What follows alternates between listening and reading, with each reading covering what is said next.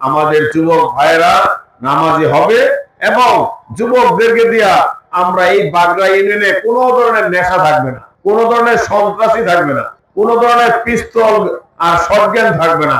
এগুলি অটোমেটিক চলে যাইব যখন আমরা সবাই মসজিদ মুখে হব।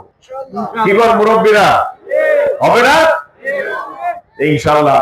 কারণ কি, জোর জবরদস্তি করে কোনো কিছু করা যায় না, ভালোবাসার মাধ্যমে। আর আজকে দেখেন, যারা মসজিদমুখী, যারা নামাজ পড়ে, তাদের মধ্যে কিন্তু এইসব খারাপ জিনিসগুলো নাই বললেই চলে।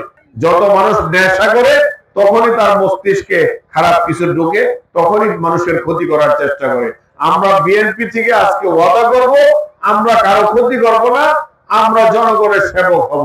আমাদের নেতা তারেক রহমান কি বলে যে বিএনপিতে কোনো সন্ত্রাসের জায়গা নাই।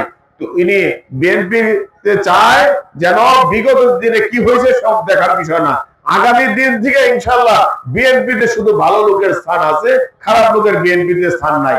তাই আমি মনে করব আপনারা সবাই বিএনপি নিবেদিত প্রাণ, আপনারাই বিএনপি সবকিছু। আপনাদের মধ্যে এখনো যারা ভুল বুঝাবুঝিতে আছেন, খারাপ পথে চলাফেরা করেন, আপনারা আমরা সবাই মিলা ওয়াদা করি আজকে থেকে আর খারাপ পথে চলবো না, আমরা আল্লাহর পথে চলবো। আল্লাহর পথে থাকলে শান্তি শান্তি।